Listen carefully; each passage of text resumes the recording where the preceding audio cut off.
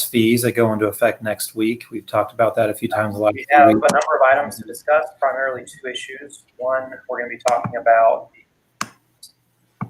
And then after that, we're also going to be talking about the public charge rule, which has unfortunately reared its ugly head again. But before we get started, just to introduce ourselves, my name is Nathan Bogart, and I'm here with Zoe Naylor. We're partners in the Fayetteville, Arkansas-based law firm of Bogart, Small, and Naylor. I am an immigration attorney and practice my practice primarily on litigation issues like deportation defense and appeals. And Zoe, what do you do? Yeah, so I handle a lot of our, what we might phrase, affirmative cases. So hopefully before we're in any deportation cases, I help with the family-based petitions and then any employment or business-based petitions for the firm. Yeah, and so really immigration is a huge chunk of what we do. We also do a lot of criminal defense work at our office. And so we're always happy to help if anybody has any of those issues come up. Now, just getting some basic preliminary items out of the way, you usually talk a little bit about some firm news, primarily meeting with our clients over Zoom or telephone, whichever is easiest for them. But we rarely schedule anything in office these days. And that's just to follow all of our local and state guidelines and make sure that everybody is able to stay safe. And in addition to that, we're having people come and drop documents off at the office, but we're not really spending a whole lot of time in face-to-face encounters, unfortunately. And hopefully we'll be able to move out of that soon. But that's just kind of how it is for the time being. And hopefully everyone can remain patient with that. So far, for the most part, they have. Also, for anybody who has any court hearings that they're worried about coming up in the next few weeks, just another reminder that every week the immigration courts announce whether they're going to remain closed to non-detained hearings or not. And for the time being, the earliest that immigration courts can reopen for non-detained hearings is going to be October 12th. Now, if you have loved ones who are detained in detention centers, such as a number of detention centers that we unfortunately have to deal with from time to time down in Louisiana, those court hearings are proceeding as scheduled, and there shouldn't be any further delays with them due to COVID. But for anybody who's not detained, if you're in deportation proceedings and you're in front of the Memphis Immigration Court or any of the other courts we have here regionally, like Dallas or Kansas City, those courts will be remaining closed to the public for at least another few weeks up until October 12th. And of course, we'll know a little bit more about that this coming Monday. And what we'll do at that point is talk about it again here next week, see if that's changed at all. Yeah, well, the good news, I'm going to jump on that too then, Nathan, is that at least the CIS officers have begun taking cases again and really seem to be rolling with all cases now. So our local officers in Fort Smith, for things outside of the court proceedings, seem to be moving along as normal again. They still have a lot of catch up to do. So you may have delays in cases because they were closed for quite a few months. But I know they're starting to do biometrics and fingerprints again, and we're starting to see some of those work permits and cases start moving along again, which had been halted for a couple months. Yeah, those delays have been pretty extreme the last few months, and that's pretty impressive because things were delayed pretty badly even before the pandemic started. I mean, just under the last 3 years of this administration, I feel like the backlogs have been growing and growing, and then COVID came along, and sometimes I feel like we're never going to get a decision on some cases. Oh, it sure feels that way, and I know it does for a lot of our clients too. And so I would appreciate so everyone being patient with the government. Well, yeah. For most USCIS benefits are going to be going in a different direction. Some of them up, I guess a couple of them down. But what are these fees and kind of what's the background there? What are we looking at? Sure. So the background of it is, so USCIS is kind of a little bit like the post office in a way that they have to create their own income. they're not really part of the government's budget, which seems a little bit odd. But because of that, they have to generate their income based on fees. And, surprise, surprise, under this administration, we are seeing some less petitions happening in certain areas because, this administration is not a very immigrant-friendly immigration. They've even stopped some possible avenues where people could be applying. And so all that seems to be the reasoning behind.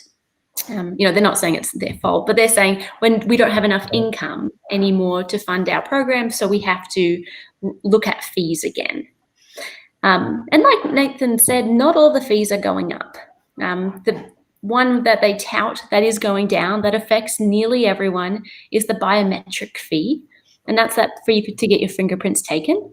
And that's in nearly every form. And that one is going down. So it typically was $85, and now it's going down to, I think, just $30, except for DACA petitions.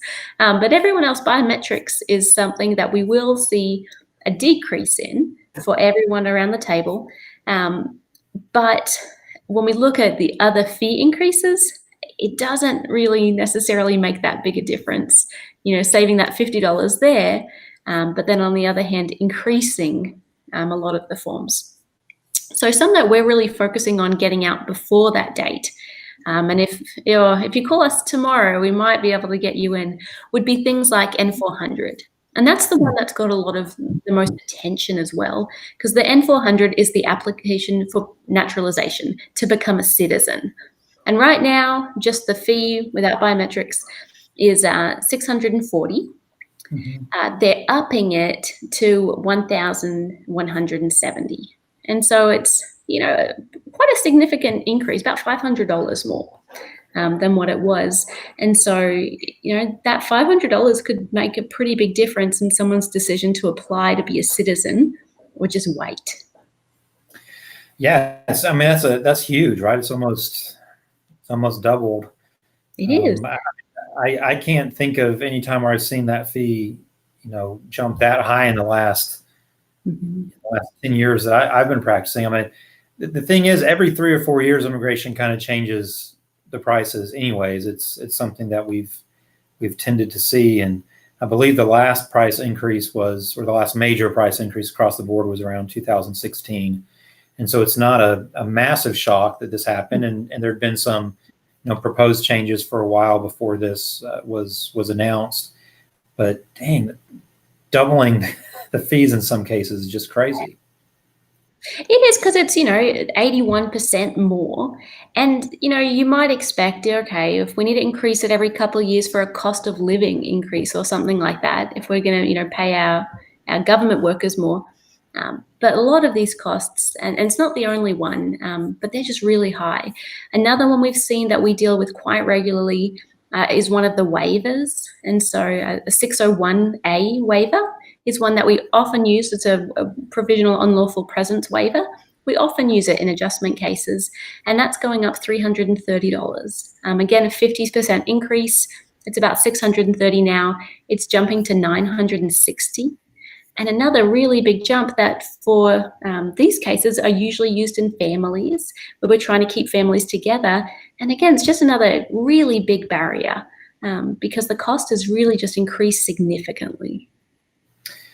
Yeah, no, that's crazy. So the biometric costs at least are going down in some of these cases. And you said they're not going down for DACA though. No, yeah, weirdly, that is one exception for the biometric fee, is that for DACA only, it stays at $85. And of course, the big change with DACA now as well is that it's going to have to be renewed every single year, as opposed to every 2 years. And so now you get to pay over $500 every year. Well, and so their argument probably is the application for the I-765 for the work permit that you often apply for with your DACA renewal, so you can continue working with that DACA authorization. That one actually will stay at the same price at $410, but for work permits for non-DACAs, those are going up by $140. So it's unusual the way that they've kind of addressed these different areas, and quite frankly, makes it more confusing for people, if they were trying to do it themselves without coming to an attorney, I think it is just another barrier to even just figure out the fee alone and what category you're in and what you're doing. It's going to make it a lot harder for people to do this without having an attorney. And so it becomes even more important to hire people who know the process so that you don't get file rejections, because of things like that. Yeah, and so so all these prices are changing next week on Thursday, right? The 2nd of October? Mm-hmm. Okay. Yeah, so if any is there any not file marked before then, they're going to reject it if you didn't send the right fees. Okay. So as long as you have the file mark I guess before that date. In the sense like postage stamp. Yeah, as long as it's stamped by the postage by then. And so we would probably recommend that, and what we'll probably do as we get closer to that date is to send things certified so we can guarantee that, because we know the post office has had some issues lately. And so even making sure that you have proof of that postmark, could potentially be a challenge as well.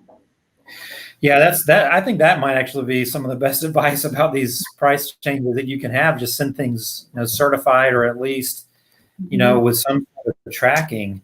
We've already seen some, and my understanding is that some of our friends out there have been seeing similar actions from the government where they've been sending things back to us, telling us that the fees are incorrect because we didn't pay the fee that goes into effect on October 2nd.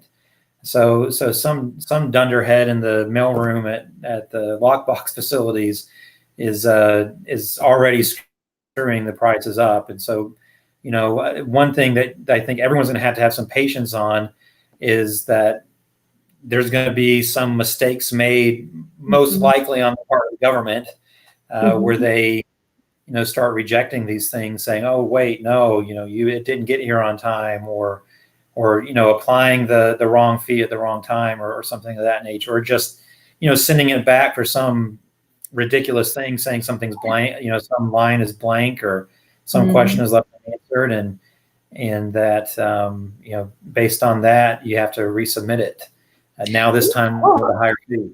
Exactly. And that's been happening so much more frequently over the last, 2-3 years as well, is you'll get something back for, some silly reason. And unfortunately, now if we get something back, and if they reject the whole packet, then it means that the fees are going to go up. And so even if it's their fault, unfortunately, it's the petitioner who the government kind of punishes for that.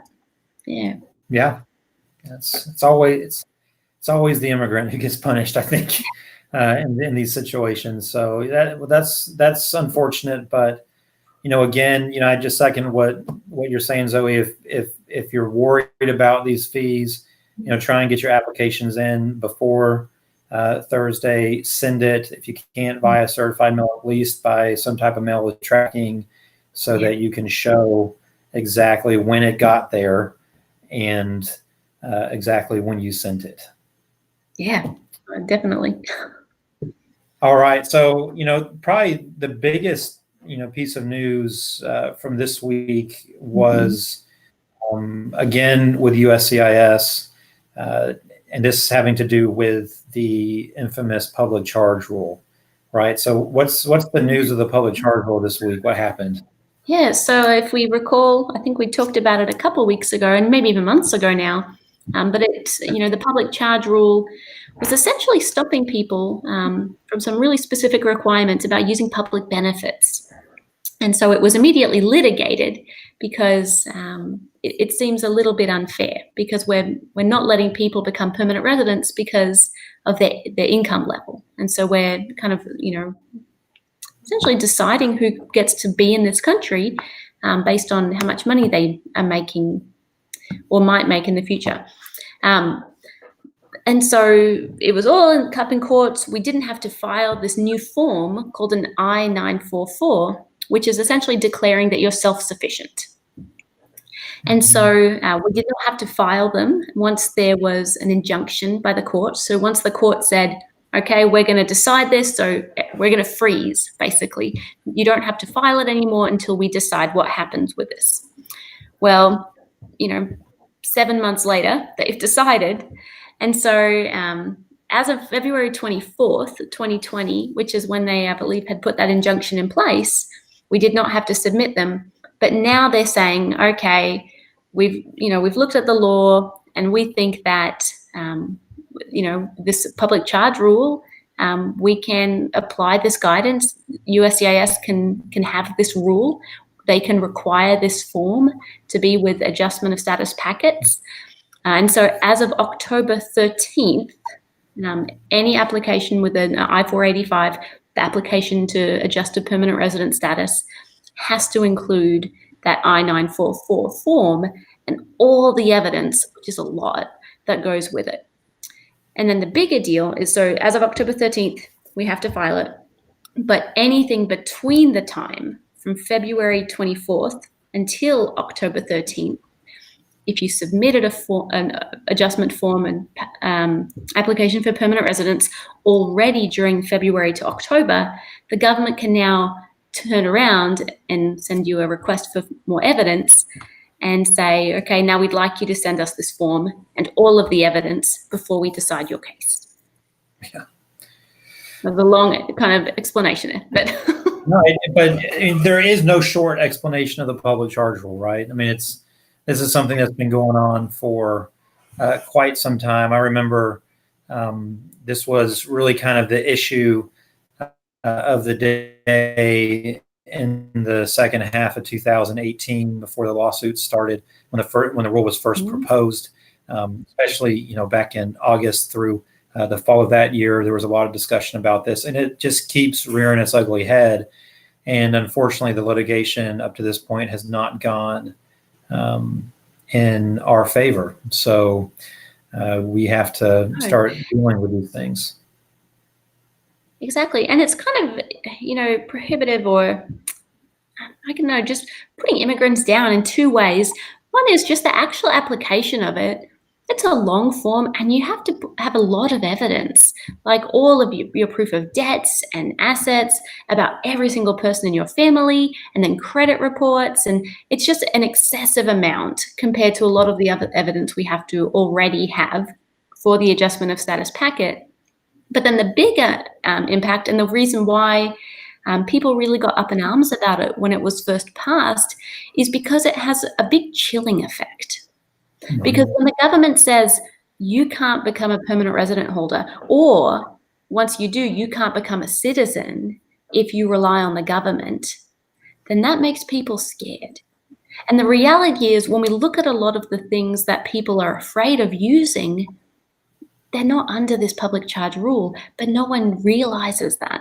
And so I get a lot of calls about their children being on here in Arkansas on USCIS, which is the government subsidized healthcare for children under 18. Your kids can still be on USCIS and not be impacted by this public charge. Same with, free and reduced lunch at school.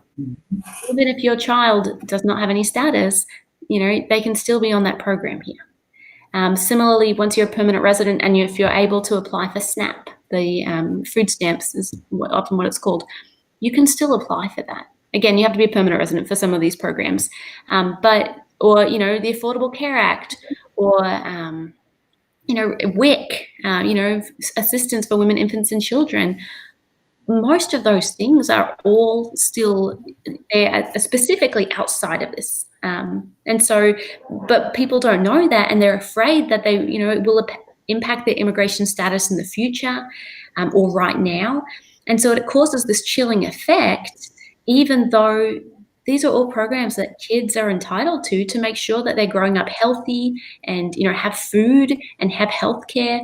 But it just creates this really kind of scary atmosphere. Yeah, for sure. I mean, and that's a great point, because you have these two components to, I think, all of these things, whether it be the fee increases or this public charge rule, or a lot of the other things that, this administration has tried to put into place. You have the practical consideration that for a lot of people, they can't afford these fees, or they can't, or they're never going to find enough evidence to, satisfy a particularly aggressive USCIS officer. But then the second, maybe even bigger issue is the chilling effect. People who are eligible for benefits, may be dissuaded from applying just because they're afraid to do so. And that makes a lot of sense. I get pretty afraid when I read some of these things, and my imagination starts running wild about all the different ways that this could just really screw things up for people and make our lives much more difficult. But it is throw COVID on top of all that. So if you're afraid and you take your kids off health insurance and they get COVID, what do you do? And, it's just impacted even more by this health crisis we have in the country, even outside of COVID, but especially now. Yeah, absolutely. That's for sure. And so I think really the best thing people can do in these situations is just, as hard as it can be, is just, take a deep breath, try and keep a level head, and just get as informed as you can about things, and then, figure out what it is you need to do in your exact circumstances, and then do exactly that. But don't hit the panic button and start doing things like taking your kids off health insurance or giving up, benefits that your children might be, entitled to. Like you said, food stamps, that's not going to affect somebody, even if they're not a permanent resident yet, if it's their kids who are requesting those benefits, who are U.S. citizens, right? It's not going to affect. Exactly. And the big thing we see is when your kids are citizens, there's a lot of things that they're entitled to that you as an undocumented or maybe even a permanent resident would not be, or whatever your status is, maybe you wouldn't be eligible. But if your kids are US citizens, that makes a big difference. And so I agree, it's really important to be informed and to kind of know, what programs you are eligible for. And so you can do what's best for your family. Yeah. For sure. So again, another piece of bad news, but of course, all of these things can be potentially impacted by the upcoming election as well. Maybe not super easily, because some of these things have gone through the notice and comment rulemaking process, and they're also going to have to go through a similar process to unwind them.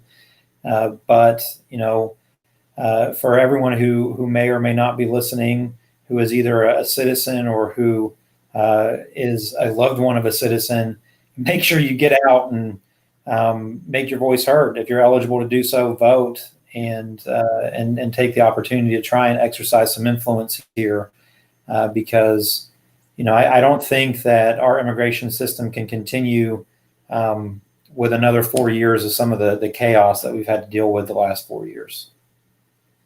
Yeah. No, I agree there. That's one thing that when I became a citizen back in 2013, that was, one of the most exciting things I was able to do. One of those rights that you finally get to do. So make sure you don't vote unless you are a citizen. But make sure you register to vote. Arkansas, we're coming up on that registration date. So if you've become a citizen recently, you do need to register to vote 30 days prior to the election. And so make sure that you get that done as well. Yep. Yeah. All right. Well, you have anything else to add? I think so. No, I don't either. The new news. I haven't seen any comments. If there are any, if you're watching this later, or feel free. Our number's been scrolling there. We'll be open tomorrow at 8 a.m. Or feel free to send us a message through Facebook Messenger, or some other contact information is there on our Facebook site at Bogart Smaller Naylor. Absolutely.